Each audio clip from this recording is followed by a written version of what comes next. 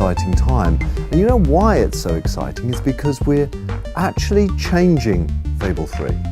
We're moving more towards the action-adventure and we're diminishing a little bit the RPG. We still love RPGs, we still adore RPGs, but we also love the drama and the excitement that action-adventure games bring.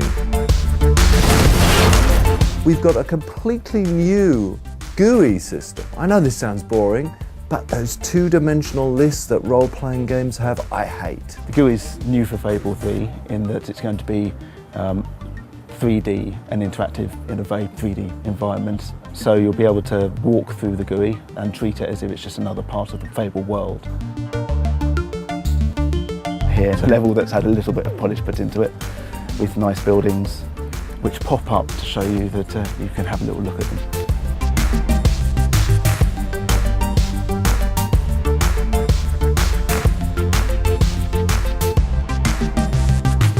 I want dressing rooms where I can change my clothes. I want armories where I can craft my weapons.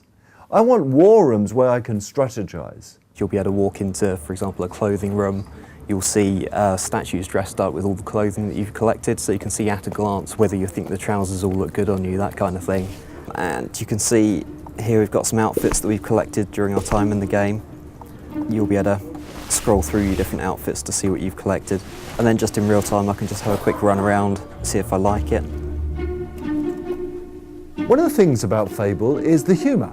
You know, people have said, it's a British humour, it's a bit like Monty Python. So we were inspired by that, and so we went out there and we got the most iconic Monty Python character ever.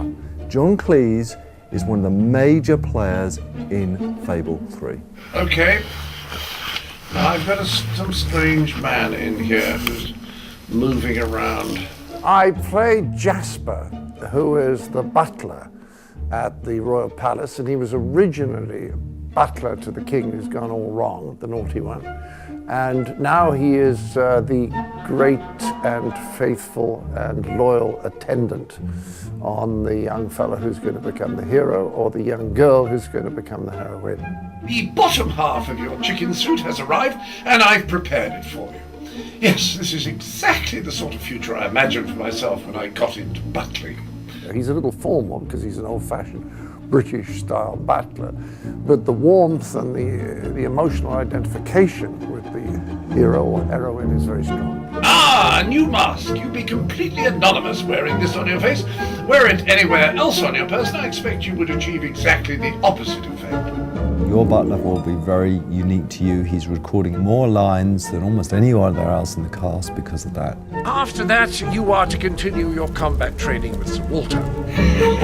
You start Fable 3, it's kind of like you started Fable 1 and Fable 2. You start fairly powerless, and what you've got to do is you've got to bring together followers to overthrow this tyrant king. On your journey to overthrowing that king, you're going to make people promises. And I love the relevance to today, because what you'll find is the promises you make are going to have to be fulfilled. But just like presidents and prime ministers in today's world, it's so hard to keep those promises. The trouble with most leaders is that ultimately they just want to be in charge.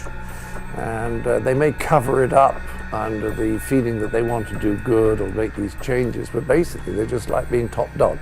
And then about halfway through the game, you become king or queen. You rule Albion. It's that feeling of power, of dominance.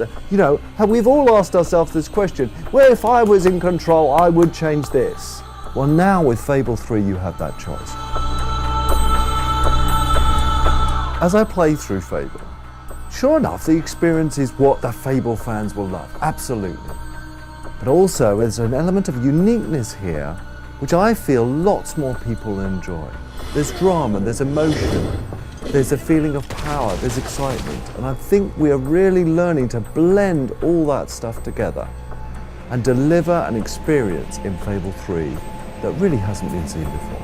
And so you have gathered every last piece of the lady's pajamas. Gosh, that would make an excellent closing line for a novel, wouldn't it? A great cliffhanger.